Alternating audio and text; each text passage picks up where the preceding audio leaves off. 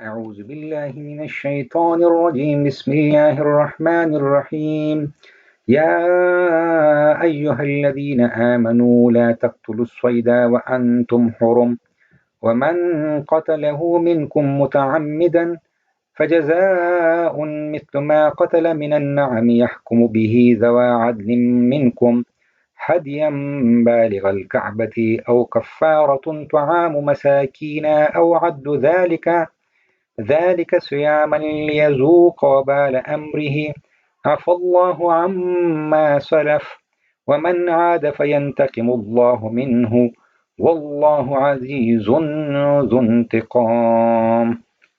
ترجمہ: مسلمانوں، احرام کی حالت میں ہرگز شکار نہ کھیلنا۔ تم میں سے جو کوئی جان بوجھ کر اس حال میں شکار کھیلیں اس کے ذمے بدلہ ہے، اس شکار کے مثل جو پائے جانور کا جس کا فیصلہ تم میں سے دو معتبر شخص کر دیں، اور یہ قربانی کعبہ کو پہنچے یا اس کا بدلہ مسکینوں کو کھانا کھلانا ہے یا اسی کے برابر برابر روزے رکھنے، تاکہ اپنے فعل کا وبال چکھ لیں۔ پہلے جو گزر چکا اس سے تو اللہ تعالیٰ نے درگزر فرما لیا، اب جو کوئی پھر ایسے کرے گا اس سے اللہ تعالیٰ انتقام لے گا۔ اللہ بڑا ہی غالب اور صحیح انتقام لینے والا ہے۔ تفسیر ابن کثیر سے اس آیت کی تفسیر۔ فرمائے ایماندارو، حالت احرام میں شکار نہ کھیلو۔ یہ حکم اپنے معنی کی حیثیت سے تو حلال جانوروں اور ان سے جو چیزیں حاصل ہوتی ہیں کے لیے ہیں، لیکن جو خشکی کے حرام جانور ہیں ان کا شکار کھیلنا امام شافعی کے نزدیک تو جائز ہیں اور جمہور کے نزدیک حرام ہیں۔ ہاں، اس عام حکم سے صرف وہ چیزیں مخصوص ہیں جن کا ذکر بخاری اور مسلم کی حدیث میں ہے کہ رسول اللہ صلی اللہ علیہ وسلم نے فرمایا پانچ جانور فاسق ہیں، وہ حرم میں قتل کر دیے جائیں اور غیر حرم میں بھی: کوا، چیل، بچھو، چوہا اور کاٹنے والا کالا کتا۔ اور روایت کے الفاظ یوں ہیں کہ ان 5 جانوروں کے قتل میں احرام والوں پر بھی کوئی گناہ نہیں۔ اس روایت کو سن کر حضرت ایوب اپنے استاد حضرت نافع سے پوچھتے ہیں کہ سام کا کیا حکم ہے؟ آپ نے فرمایا وہ بھی اس میں شامل ہے، یہ بھی قتل کر دیا جائے، اس میں کسی کو اختلاف نہیں۔ بعض علماء نے جیسے امام احمد، امام مالک وغیرہ نے کتے کے حکم میں درندوں کو بھی رکھا ہے، جیسے بھیڑیا، شیر وغیرہ، اس لیے کہ یہ کتے سے بہت زیادہ ضرر والے ہیں۔ حضرت زید بن اسلم اور سفیان بن عینیہ فرماتے ہیں کہ ہر حملہ کرنے والے درندے کا حکم ہے۔ دیکھیے رسول اللہ صلی اللہ علیہ وسلم نے عتبہ بن ابو لہب کے حق میں جب دعا کی تو فرمایا، اے اللہ اس پر شام میں اپنا کوئی کتا مقرر کر دے۔ بس جب وہ زرقہ میں پہنچا وہاں اسے بھیڑیے نے پار ڈالا۔ ہاں، اگر محرم نے حالت احرام میں کوے کو یا لومڑی وغیرہ کو مار ڈالا تو اسے بدلہ دینا پڑے گا۔ اسی طرح ان 5 قسم کے جانوروں کے بچے اور حملہ کرنے والے درندوں کے بچے بھی اس حکم سے مستثنیٰ ہیں۔ امام شافعی فرماتے ہیں ہر وہ جانور جو کھایا نہیں جاتا اس کے قتل میں، اس کے بچوں کے قتل میں محرم پر کوئی حرج نہیں۔ وجہ یہ ہے کہ ان کا گوشت کھایا نہیں جاتا۔ امام ابو حنیفہ فرماتے ہیں کالا کتا حملہ کرنے والا اور بھیڑیا تو محرم قتل کر سکتا ہے، اس لیے کہ بھیڑیا بھی جنگلی کتا ہے۔ ان کے سوا جس جانور کا شکار کھیلے گا فدیہ دینا پڑے گا۔ ہاں، اگر کوئی شیر وغیرہ جنگلی درندہ اس پر حملہ کرے یا اسے مار ڈالے تو اس صورت میں فدیہ نہیں۔ آپ کے شاگرد ظفر کہتے ہیں یہ حملہ کرنے کی صورت میں بھی اگر مار ڈالے گا تو یہ فدیہ دینا پڑے گا۔ بعض احادیث میں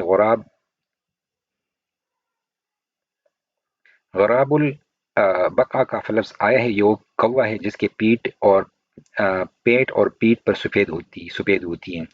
مطلق سیاہ اور بالکل سفید کوے کو غراب البقع نہیں کہتے، لیکن جمہور کا مذہب یہ ہے کہ ہر قسم کے کوے کا یہی حکم ہے، کیونکہ بخاری مسلم کی حدیث میں مطلق کوے کا ذکر ہے۔ امام مالک فرماتے ہیں کوے کو بھی اس حال میں مار سکتا ہے کہ وہ اس پر حملہ کرے یا اس سے ایذا دے۔ مجاہد وغیرہ کا قول ہے کہ اس حالت میں بھی مار نہ ڈالے بلکہ اسے پتھر وغیرہ پھینک کر ہٹا دیں۔ حضرت علی رضی اللہ عنہ سے یہ بھی مروی ہے، ایک روایت میں ہے کہ حضرت صلی اللہ علیہ وسلم سے سوال ہوا کہ محرم کس جانور کو قتل کر دیں، تو آپ نے فرمایا سام، بچھو اور چوہے، اور کوے کو کنکرے مارے اسے مار نہ ڈالے، اور کالا کتا اور چیل اور حملہ کرنے والا درندہ۔ پھر فرماتا ہے کہ جو شخص جان بوجھ کر حالت احرام میں شکار کرے اس پر فدیہ ہے۔ حتاوس کا فرمان ہے کہ خطا سے قتل کرنے والا پر کچھ نہیں، لیکن یہ مذہب غریب ہے اور آیت کے ظاہری الفاظ سے یہی مشق ہے۔ مجاہدین جبیر سے مروی ہے کہ مراد وہ شخص ہیں جو اشکات و قصدن کرتا ہے لیکن اپنی حالت احرام کی یہ یاد نہیں رہی، لیکن جو شخص باوجود احرام کی یاد کے عمدن شکار کرے وہ تو کفارے کی حد سے نکل گیا، اس کا احرام باطل ہو گیا۔ یہ قول بھی غریب ہے۔ جمہور کا مذہب یہ ہے کہ قصدن شکار کرنے والا اور بور کر کرنے والا دونوں کفارے میں برابر ہیں۔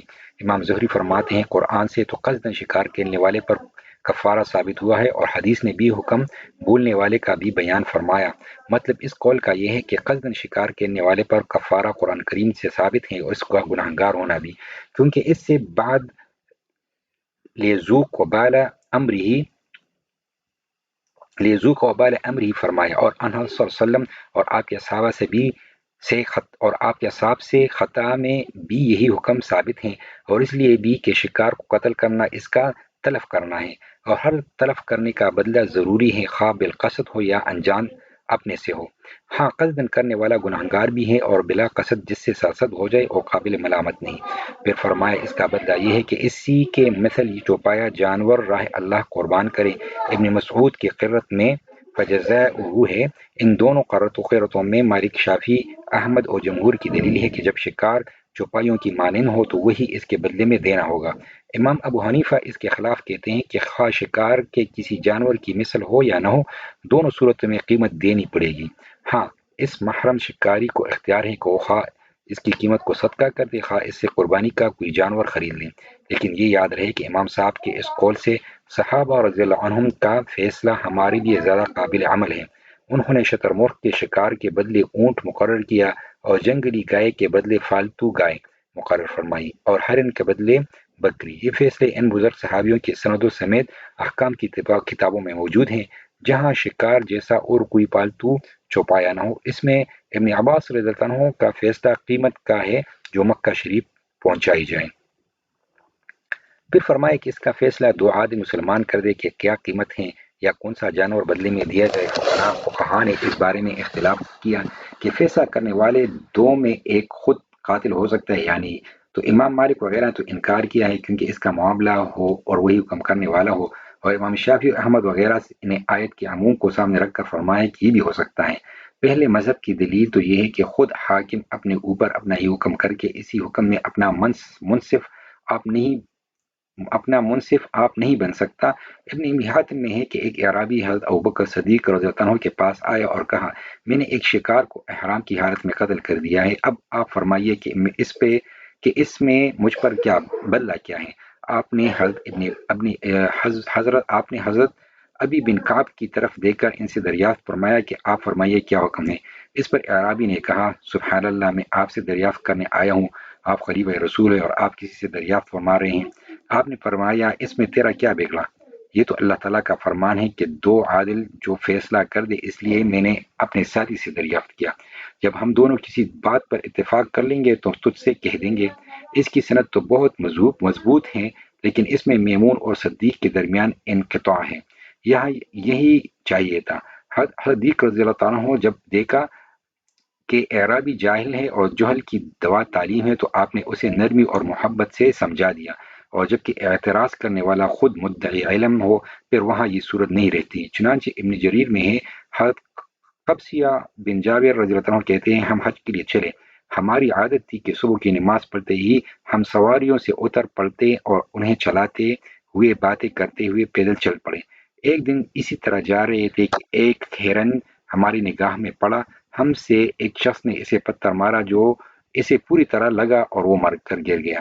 وہ شخص اسے مردہ چھوڑ کر اپنی سواری پر سوار ہو گیا۔ ہمیں یہ کام بڑا برا معلوم ہوا اور ہم نے اس سے بہت کچھ کہا سنا۔ مکہ شریف پہنچ کر میں اسے حضرت عمر بن خطاب رضی اللہ عنہ کے پاس لے گیا۔ انہوں نے سارا واقعہ خود بیان کیا۔ اس وقت جناب فاروق رضی اللہ عنہ کے پہلو میں ایک صاحب کھڑے تھے جن کا چہرہ چاندی کی طرح جگمگا رہا تھا۔ یہ حضرت عبد الرحمن بن عوف رضی اللہ عنہ تھے۔ آپ نے ان کی طرف متوجہ ہو کر کچھ باتیں کی، پھر میرے ساتھی سے فرمایا کہ تو نے اسے جان بوجھ کر مار ڈالا یا بول چوک سے؟ اس نے کہا میں نے پتھر اسی پر پھینکا اور قصدن پھینکا، لیکن اسے مار ڈالنے کی میری نیت نہ تھی۔ آپ نے فرمایا پھر تو خطا اور عمد کے درمیان ہے، جانو جانو ایک جا تو ایک بکری ذبح کر دے، اس کا گوشت صدقہ کر دے اور اس کی کال اپنے کام میں لا۔ یہ سن کر ہم وہاں سے چلے آئے۔ میں نے اپنے ساتھی سے کہا، دیکھ تو نے بڑا قصور کیا ہے، اللہ جل شانہ کی نشانیوں کی تجھے عظمت کرنی چاہیے۔ اور ایک بات یہ بھی ہے کہ خود امیر المؤمنین کو تو یہ مسئلہ معلوم نہ تھا، انہوں نے اپنے ساتھی سے دریافت کیا۔ میرے خیال سے تو اپنی اونٹنی اللہ کے نام سے قربان کر دے، شاید اس سے تیرا جرم معاف ہو جائے۔ افسوس کہ اس وقت مجھے یہ آیت یاد ہی نہیں رہی کہ حضرت عمر رضی اللہ عنہ نے تو اس حکم پر عمل کیا کہ دو عادل شخص باہم اتفاق سے جو فیصلہ کریں۔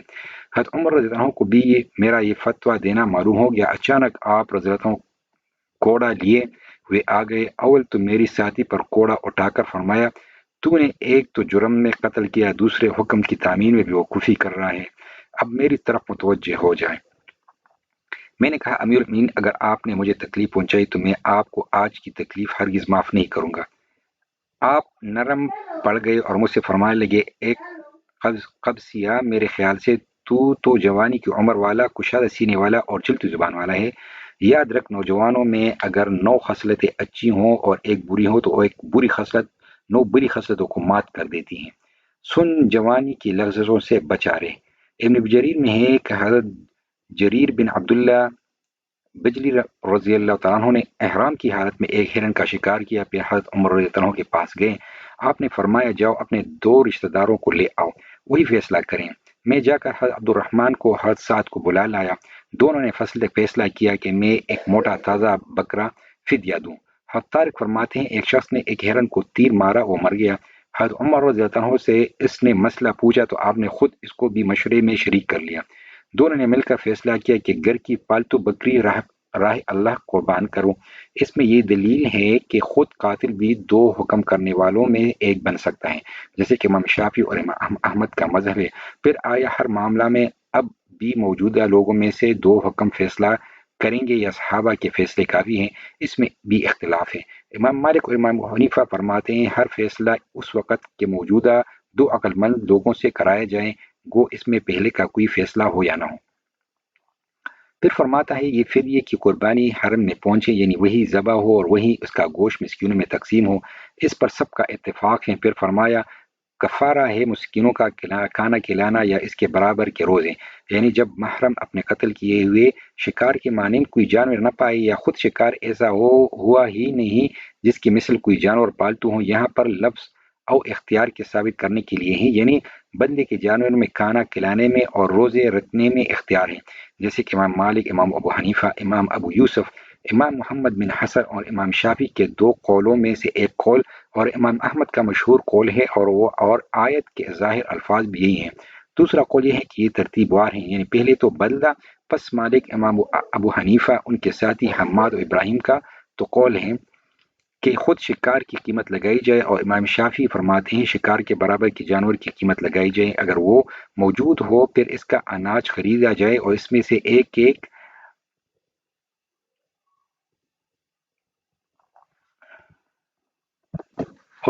ایک مد ایک مسکین کو دیا جائے گا۔ مالک اور فقہائے حجاز کا قول بھی یہی ہے۔ امام ابو حنیفہ اور ان کے ساتھی کہتے ہیں ہر مسکین کو مد دیے جائیں گے۔ مجاہد کا بھی قول یہی ہے۔ امام احمد فرماتے ہیں گیہوں ہو تو 1 مد اور اس کے سوا کچھ ہو تو 2 مد، پس اگر نہ پائے یا اختیار اس آیت سے ثابت ہو جائے تو ہر مسکین کے کھانے کے عوض 1 روزہ رکھ لیں۔